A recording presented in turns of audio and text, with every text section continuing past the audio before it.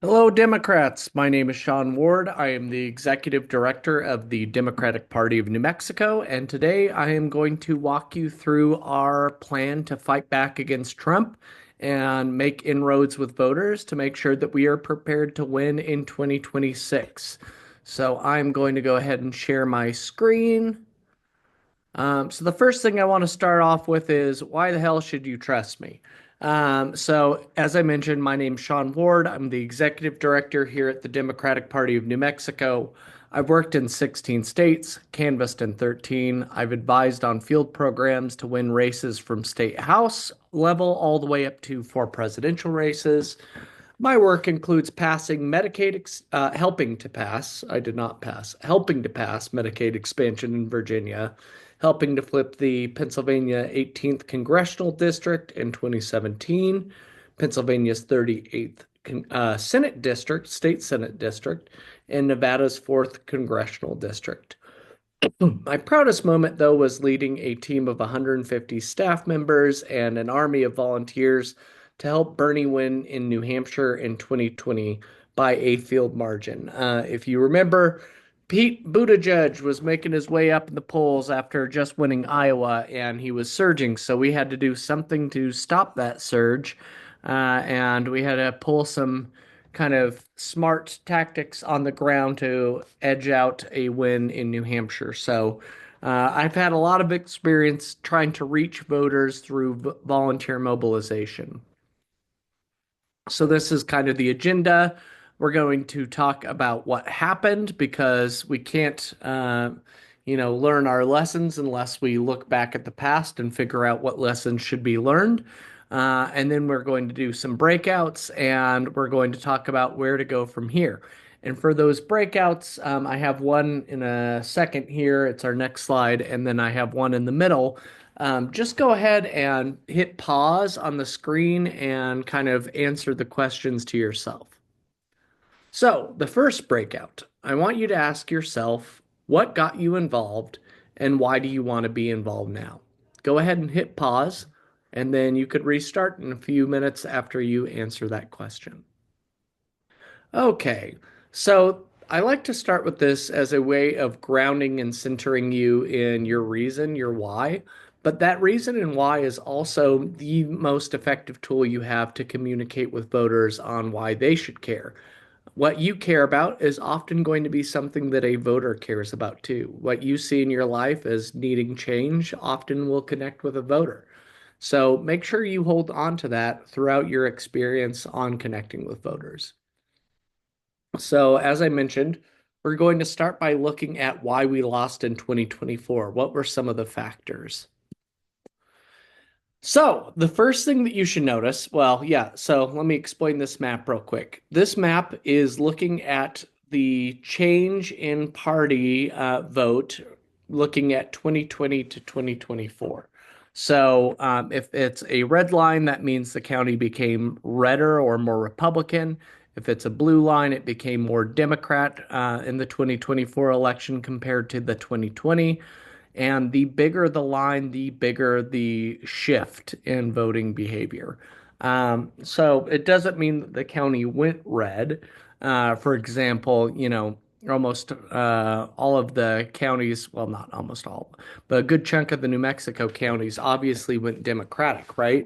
But there was a shift away from Democrats towards Trump. Well, actually, yeah, not Democrats, but Kamala Harris towards Trump when looking at the overall numbers.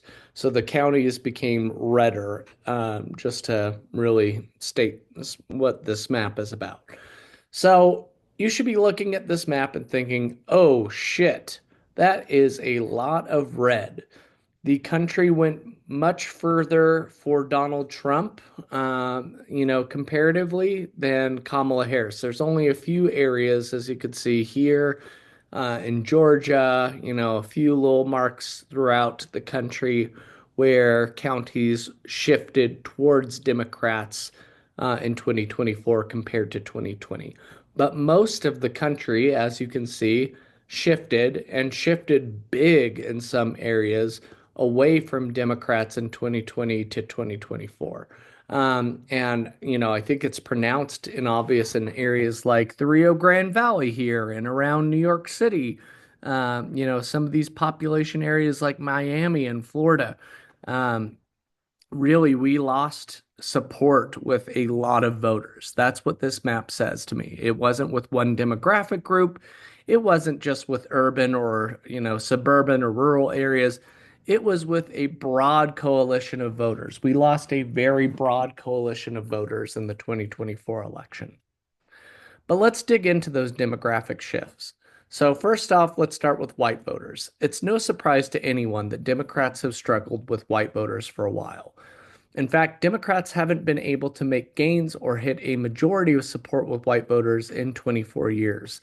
So, looking back at the 2000 election, looks like white voters supported Gore, the Democrat at the time, by 42% compared to Bush, who obtained 54% of support with white voters in the 2020 election. Um, just pegging down, Kerry had 41% of the vote with white voters, Obama 43. Then Obama dropped down to 39% in 2012. Looks like Hillary Clinton kind of hit the low point with white voters, hitting 37% support with white voters. But that bounced up a little bit with Biden in 2020, and surprisingly, even notched up a little bit more for Kamala Harris in 2024, hitting 42%. But look, that's where we started. So Democrats have not been able to make gains with white voters in 20 years, or sorry, 24 years of election data. Next, let's dig into numbers with Hispanic and Latino voters. I think it's really important, though, to start this off with a caveat. Media outlets, campaign consultants, they often group large amounts of diverse voters into one group. I think it's poor form at best and racist at worst to think that this incredibly diverse group can be treated as a monolith. Voters from Mexico are going to have a different background and different voter behavior than voters from Brazil. Voters from Brazil are going to have a different background and voting behavior from, New Mexican families with the last name Garcia who've been here for hundreds and hundreds of years. Voters from New Mexico are going to be very different from Cuban Americans born in Florida.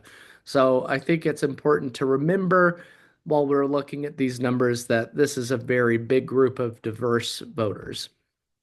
But digging into the numbers, let's look at Hispanic votes or support rather, by gender. So in the 2008 election, we see that Latino men supported Obama 64%, and Latino women, Obama earned 68% of the support from Latino women. That's 2008. We don't have data on 2012, but we could skip down here to the 2016 election. It looks like Hillary Clinton lost 1 point of support with Latino men, but she actually gained 1 point of support from Latino women, which caused that gap, that gender gap, to go from 4 points to 6 points, since there was a point added on this side and a point taken away here. Skipping down to the 2020 election, though, we see that gender gap increased. Latino women supported Biden at 69%. Biden earned 59% of Latino men their support. So that means that, a few things. First, looks like the gender gap, men are going further away from the Democratic Party between every single election. It looks like the support is basically staying steady or increasing thus far, but the gap is 10 points. The pinnacle, though, was in 2024, the pinnacle of the gender gap. We see that Latino men support actually dropped not only below 50%, but down to 44%. That's a pretty significant drop between election cycles. And we also see that Kamala Harris only earned 58% of Latino women. So we also saw a 11-point drop with Latino women supporting their support of Harris. So pretty big gender gap and pretty big loss that we had with both men and women. But yeah, the gender gap is 14 points, and we dropped a significant amount looking through the election cycle with both Latino men and Latino women. The next thing I wanted to do, though, is look at New Mexico specific data because this data is actually national data, these exit polls that I've been showing you. So I wanted to look at New Mexico data. And we don't have exit polls here, but basically what I looked at was the top 5 Hispanic counties by percent. And that's Mora, San Miguel, Guadalupe, Rio Arriba, and Doña Ana. And the average Democratic performance in these counties is 65.52%. Looks like Obama performed the best in these counties in 2008. That's the pinnacle or kind of peak for Hispanic support, well, rather, for support for a Democratic candidate in these highly Hispanic counties. Um, but looking through this election data here, we started off at 64.36%, for Gore in 2000. Like I said, it hit its peak in 2008 with 72.4%. But look where we end up. We dropped all the way down to 56.62. Harris only earned 56.62% of the vote in these top 5 Hispanic counties. That's a pretty dramatic swing from our starting point and the peak. So we are certainly seeing a loss of support with Hispanic voters, at least in voter outcomes in these counties. The next group I wanted to look at was young voters. We have heard a lot of information about Democrats underperforming with young voters, and the numbers certainly bear that out. In the 2024 presidential election, voters aged 18 to 29 favored Harris over Trump by a margin of 51% to 47%. So Harris still earned a majority of the vote with these young voters, but let's look at the historic context.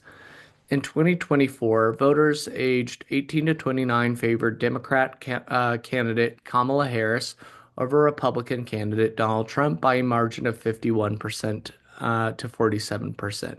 In 2020, though, Joe Biden held a 25-point lead over Trump among these voters.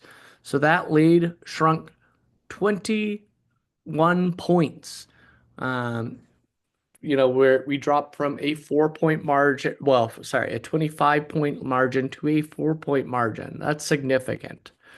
And if you look at party registration here in New Mexico by age, you notice some interesting things. First off, the big thing that I notice here is that the lines are pretty much, stable across age ranges. This is party registration by age. So 18 to 34, 35 to 49, 50 to 64, and 65 plus. And interestingly enough, in New Mexico, older voters are more Democratic by party registration. That's kind of counterintuitive from what we hear nationally, but it's the truth here. But other than this slight difference here, 65 plus, these lines in between age groups by party registration are pretty much the same. But what's interesting is when you add in the nonpartisans, the decline of states, you see a significant difference between age groups. With people 65 plus actually registering to a party and being a partisan voter, much higher likelihood than our 18 to 34 group. Our 18 to 34 group, they are registering as declines to states at a much higher rate than any of the age groups. The other thing I've heard a lot about is that Democrats lost this election cycle because voters just didn't show up. People say it's because of controversial issues or just a lack of interest in the candidates. Voters didn't turn out for X, Y, and Z reasons, and thus Republicans won this election. So I wanted to look at that and see if that idea, that kind of hypothesis was true. So turnout in 2024 was 67.13% in New Mexico. Was that lower than what we expected? So basically, to figure this out, I looked at every single election year and I wanted to look at the shift. The percentage of increase or decrease in turnout year by, or sorry, not year by year, but cycle by cycle. And of course, in presidential years, we see an increase. So the 2018 to 2020, the turnout increased 13.22%, right? Midterm election in 2018 to a presidential election in 2020, we saw an increase of 13.22%. Whereas in 2020 to 2022, we saw a decrease because 2022 is a midterm election cycle. So we saw a decrease in turnout of 16.23%. So basically, I added all these numbers up and the shift from midterm to presidential, and that gave me 15.60%. So we see a 15.60% increase in voter turnout on average between midterm to presidential cycle. Our midterm election turnout was 52.38%. So I added that 52.38% with the 15.6 average turnout number, or shift rather, from midterm to presidential. And this should be an equal sign, not a plus. What I actually saw was an increase, or that our voter turnout expectations were set at 67.98%. So we expected voter turnout to be at 67.98%. Again, New Mexico turnout was 67.13%. So not a significant shift in terms of, voter turnout. Voter turnout was pretty much right where we expected. But I looked at at states across the country, especially those battleground states. And what you notice in every single battleground state is that the average turnout was actually the average turnout is lower than what the actual turnout was in 2024. So we actually saw in every single one of these swing states, as an example, an increase in voter turnout. What does this mean? It means that the hypothesis that Republicans won because voter turnout was low just simply is not true. Voter turnout was actually high or higher than expected in a lot of these key swing states. And in the case of New Mexico, was pretty much right on target. The next thing we looked at, because I heard a lot about education being a determining factor in someone's vote choice. So we looked at education. College educated voters leaned heavily towards Democrats in the last election, with 55% of those with a college degree voting for Kamala Harris compared to 44% for Donald Trump. On the other hand, voters without a college degree were more likely to support Trump, with 56% of this group voting for the Republican candidate compared to 42% for Kamala Harris. This trend was particularly pronounced among white voters without a degree, where Trump captured 66% of these voters. Our data director, Brian, kind of broke this down a little bit more to see, how a state's population determines whether or not it is going to be a swing state. So if you look at the x-axis here, this is the percentage of the population that holds a bachelor's degree. The higher the number, the higher the percent with a bachelor's degree. The y-axis is how urban or rural a state is. So the higher it is on the y-axis, the more urban it is. The lower it is, the more rural it is. This line in the middle is basically the swing state regression line. So it's the line that basically says On this line, we expect it to be a swing state. And what we find is pretty interesting. The swing states are pretty much grouped along these lines. There are some exceptions, but really like pretty close grouping with swing states here. Uh, what is next that is interesting to me is New Mexico. We are a little bit more of a rural state, and we have less of a percentage of the population with a bachelor's degree. So we're actually grouped in with states like Ohio and Indiana and Idaho. So kind of interesting that we are as blue as we are. And I think that that is a cautionary tale for us to make sure that we are keeping an eye on New Mexico and not taking it for granted as Democrats, because our neighbors are not in the same case that we are. But pretty interesting information there. Next thing that we looked at was kind of the elephant in the room. When we're talking about why we lost in 2024, we have to look not just here in, the United States, but we have to look at the global context of this election. And both left leaning and right leaning incumbents lost power over the past 2 years in the United States and indeed internationally, as consumer prices rose significantly since the pandemic across dozens of advanced economies. So basically, inflation, or the pandemic, or whatever you want to say, incumbents were losing their elections at a really high rate in 2023 and 2024. In fact, less than 30% of incumbents globally retained their positions. In 2024, 70% of global incumbent leaders, parties, and or coalitions lost the presidency or ministership. So backlash against incumbents was felt globally, and we were the incumbent party in 2024. Huge determining factor. Let's look at Democrats here in New Mexico, though. Some of that information was kind of depressing. So let's look for some good news. With exception to the gubernatorial race in 2014, we have pretty stagnant lines of support. This is looking at all of the election percentages since 2014, between the Democrat and the Republican.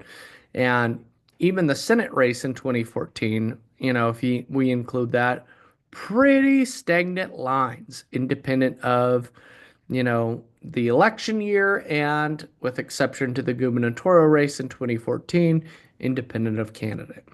So it doesn't seem like, Republicans are making huge gains here in New Mexico, at least on a historical election cycle outlook.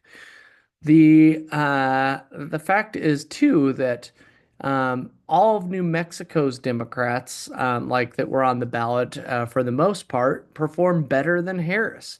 So Martin Heinrich, Gabe Vasquez, Teresa Ledger Fernandez, they all performed better than Harris, suggesting that New Mexicans preferred their local Democrats over the national Democrats. So just to go back to this map, again, we didn't lose one group. We didn't lose one demographic group. We didn't lose one area of voters like urban or rural. We lost support in 2024 from a wide variety of voters. We need to keep that in mind. It's important for us to know that we aren't just targeting one group of voters. We have to reach voters that cut across all sorts of demographic and area lines. My diagnosis is this. Every day, the National Party, state parties, Democratic congressional offices, allied organizations, they all put out message tested materials to reach voters. But for some reason, this information doesn't reach the voters we need to reach. It stays kind of in our media bubble. Traditional field, is outreach from multiple messengers towards election day, and I think that voters, what they see on all this stuff is that they see campaign mail, they see ads, they see volunteers coming to their door just days before an election, but they don't see the hard work that we are doing in between cycles. What I really think is we lost this election because we were the incumbent party, and voters didn't feel like we had done anything with our power for the last 4 years. And I know that there are a lot of factors that go into that. We didn't have, what we needed in the House or the Senate to pass the platform and legislation that we ran on. But what I have to convey is that voters did not feel like we had done enough in their lives for us to earn their support. So they rejected Democrats in 2024, just like the same thing that happened to incumbent parties globally. So, next piece. I would like you to hit pause after this and rank these voters in order of who you would reach out to first, second, third, fourth, and fifth. So, rank who you would reach out to first, second, third, and fifth. Only use the information that you have on this screen to determine which one you should reach out to first and which one you should reach out to last. Okay, you've hit unpause and you have your ranking. So let's see how you did. Paul. Paul is a die-hard Trump supporter. He was activated by the Tea Party. Probably do not want to reach out to him. Maria. Maria votes in every election for Democrats. Well, we probably don't need to reach out to her either. She already supports Democrats, so why would we waste our time reaching out to her? At least if we were canvassing. Dylan votes in major elections, but he votes for which candidate he thinks is going to do better for him. We definitely want to reach out to him. He is a high turnout support voter, but he flips between parties. So let's definitely have a conversation with him on why our candidates are better than Republicans. Jose. Jose is 10 years old. Well, we don't need to reach out to him this election cycle, but maybe an election cycle in the future. Anna. Anna supports Democrats but forgets to vote sometimes. Definitely want to reach out to her, remind her that it's election time, and make sure that she knows what polling location she should go to. So we went over.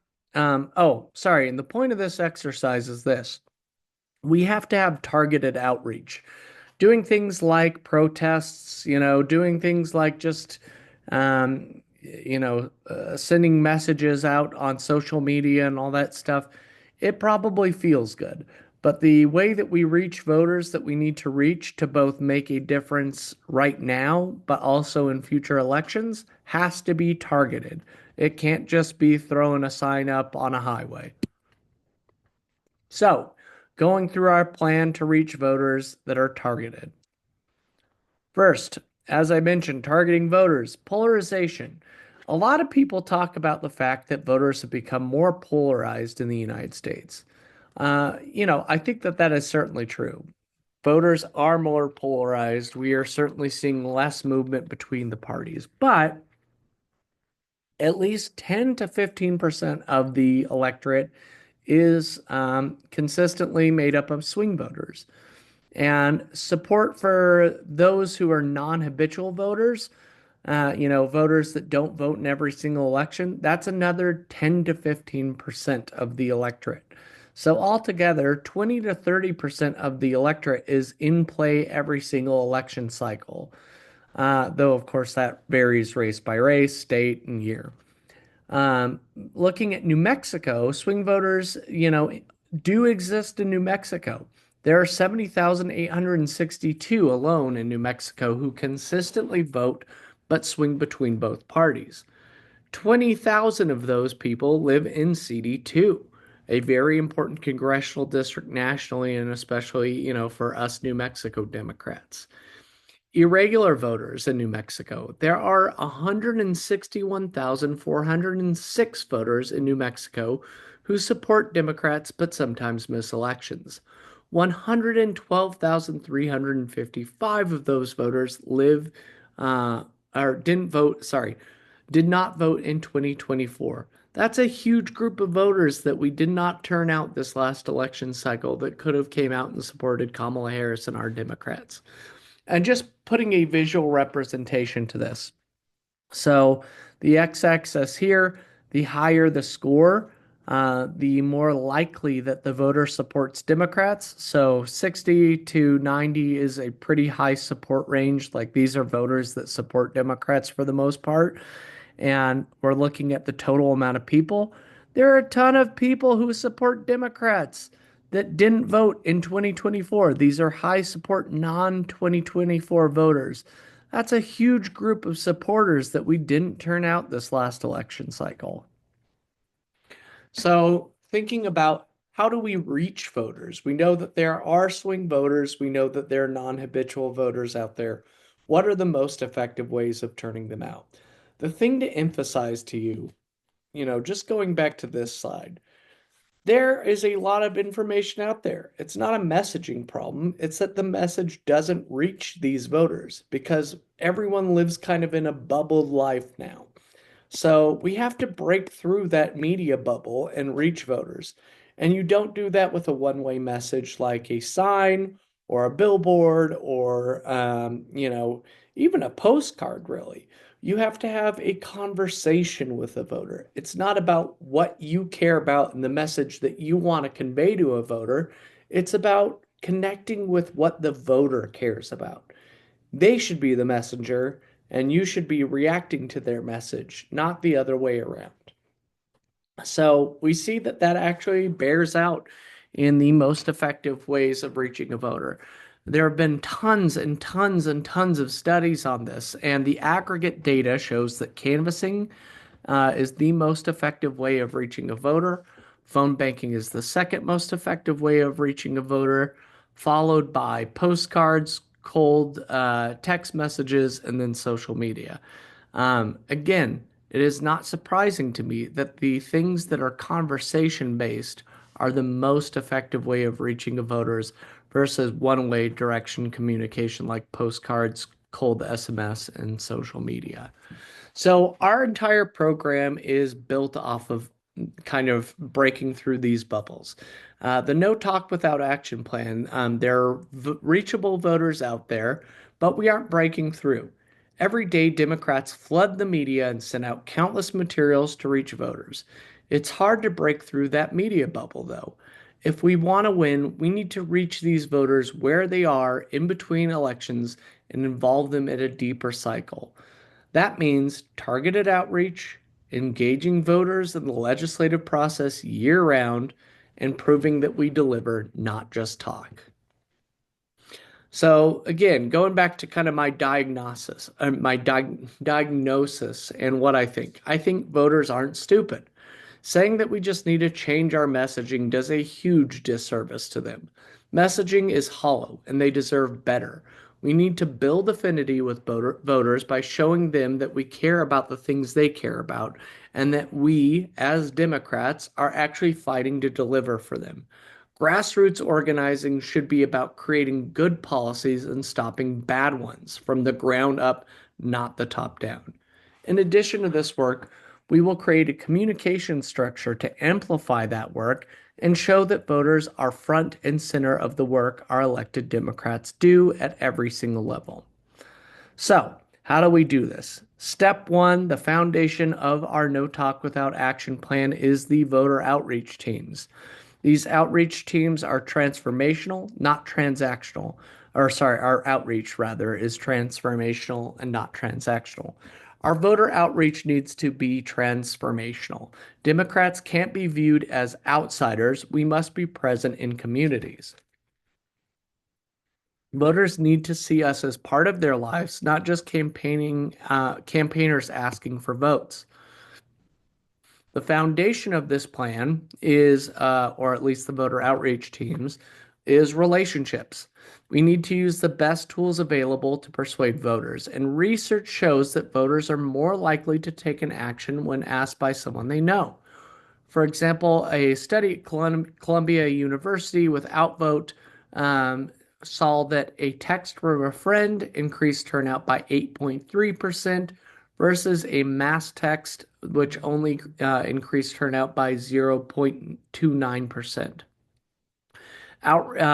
Outreach Circle also did a similar study looking at relationships and how they affect voter turnout.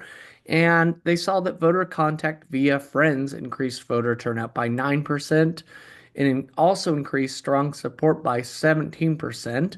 And undecided voters decreased via friends increased by 16%. So, sorry, that's a little confusing. Basically, voters went from undecided to being supporters at a rate of 16%. So, what does our strategy do? Well, it uses that information that we have, that relationships matter, as the foundation of our outreach.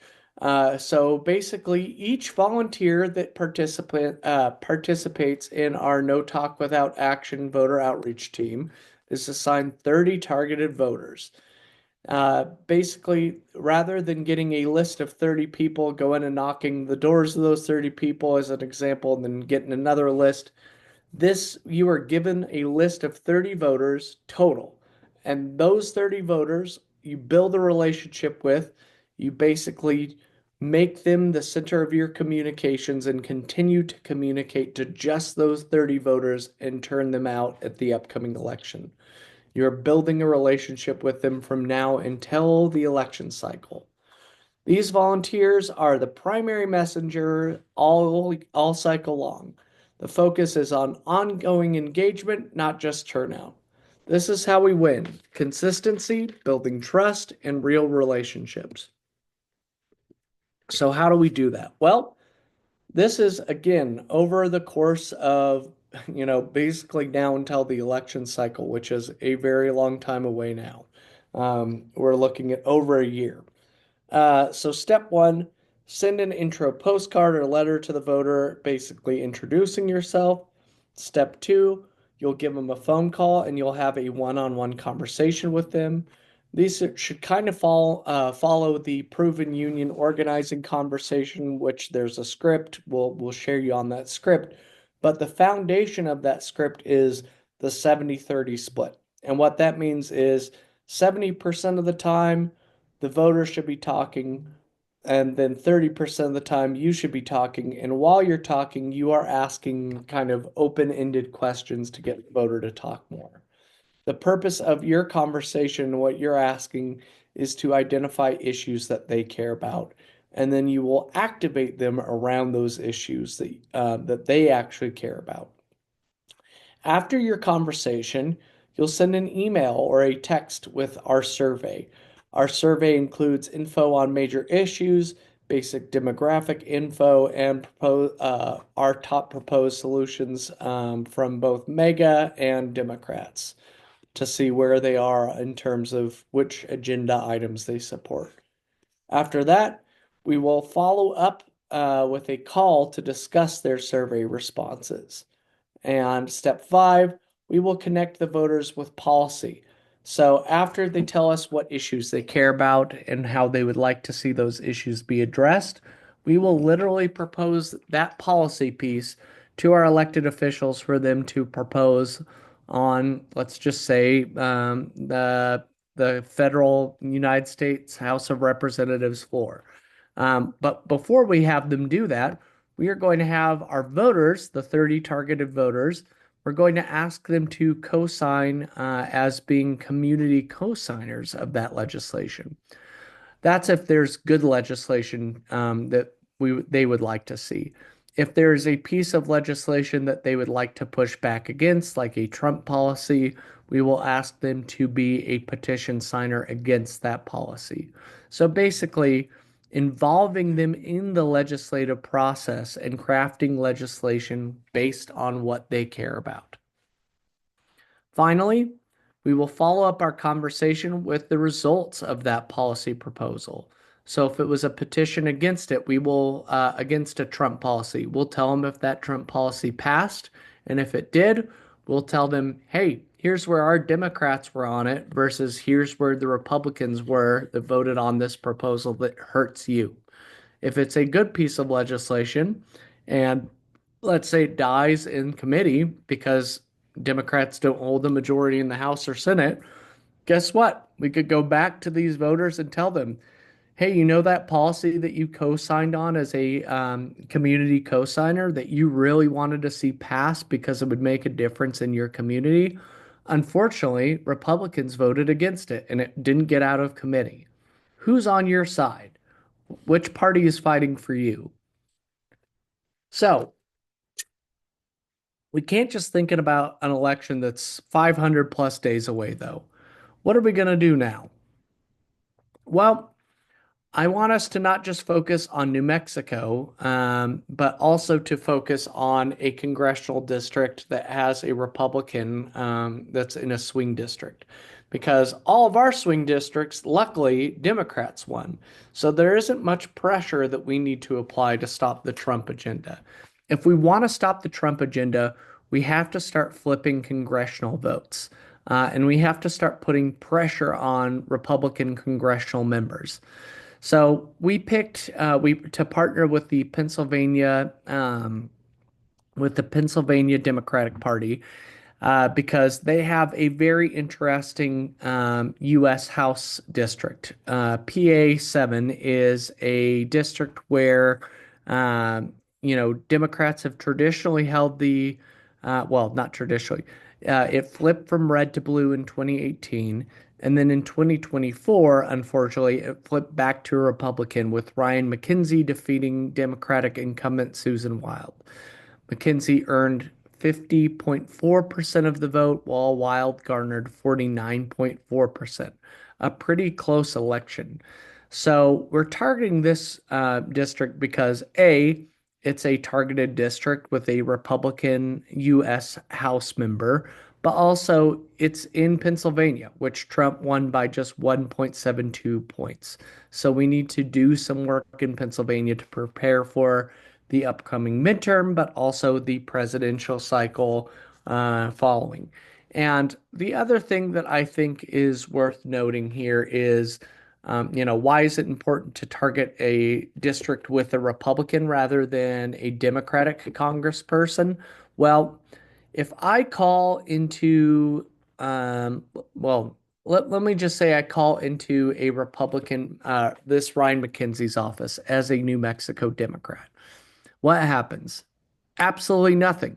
I call and say what I'm concerned about, and they ask me for my address. And when they find out that I'm in New Mexico and not in the 7th Congressional District in Pennsylvania, guess what? They throw that away. They don't care about me because I am not their voter. I know it's not great. We like to think that our United States House and Senate members should represent all of us, but they only represent the voters in their district. They only care about winning. So we are going to call into the 7th congressional district to talk to the voters that live in that district. And if there is some sort of situation where we need them to call their member and stop, for example, the dismantling of the Affordable Care Act, we will call the voters and ask them to call their representative. And those remarks will be recorded. Sorry, I basically just made all of the points on the slide, but yeah. So the next step of our No Talk Without Action plan is community mobilizers. We know that Democrats need to make inroads with working class voters, young voters, Hispanic voters, rural voters, African American voters, Native American voters, Middle Eastern voters, and AAPI voters. We need to do outreach to the LGBTQIA plus community, veterans, persons with disabilities. There are just every single community we need to make inroads with. We have to reach those with different faiths. If we are going to be the party of the many, we must be in every community. The current democratic structure is interesting. Um, looks like my picture cut that off, but the Democratic Party is uniquely positioned to stop Trump. Why? Well, first off, there is a Democratic Party in all 57 states and territories. There are also caucuses that represent the AAPI, Black, Hispanic, LGBTQ, disability, women, labor, veterans, military families, rural small business owners, poverty, interfaith, youth, and senior voters. There are registered Democrats in every populated county in the country. So Democrats are all over the place. We got a structure. We just need to use that structure. Here in New Mexico, we have Black Caucus, Federation of Democratic Women, Fuerzas Unidas, Hispanic Caucus, Labor Caucus, LGBTQ plus Caucus, Native American Caucus, Rural Caucus, Veterans Caucus, and the Young Democrats Caucus. There are 28 county parties in New Mexico. We're missing a few counties, but there is a registered Democrat in every county in New Mexico. So we're out there. We just need to tap into that structure. And that's where the community engagement teams come in. After identifying demographic info from the voters, if you remember, I said in this step that we collect survey information that includes demographic info. We will then take those swing voters that we're trying to activate and build into the party, and we will get them involved in their caucuses. So basically, these community engagement teams are going to work with caucuses to help them call voters identified by surveys and get them involved with the caucus. We will also have them identify community specific issues and legislation that will impact voters in these demographic groups and have them help to establish caucuses for communities needing a voice. They will also hold virtual and in person town hall meetings or aid the caucuses in holding those meetings. So that's basically those groups. Think of them as the big mobilizers. They're reaching out to people that we're connecting with in the voter outreach teams and trying to get them to be increasingly involved with the Democratic Party of New Mexico. In addition, we're going to have people in this bucket, these community engagement teams, reach out to high support, high turnout Democrats. So, people like you, and get them to be involved in caucuses. My guess is you probably connect to at least one of these caucuses, and these are a great way to try and mobilize more people into more groups. Last but not least, we have our grassroots communications teams. Actually, there's one more. Sorry, not last but least. Grassroots communication volunteer teams. I want you to ask yourself, we know that Democrats have complex solutions to complex problems, but we also know that our messaging can't be complex. How do you think we can make a lasting impression on voters while keeping the messaging simple? I'm going to have you pause this and answer that question for just a second.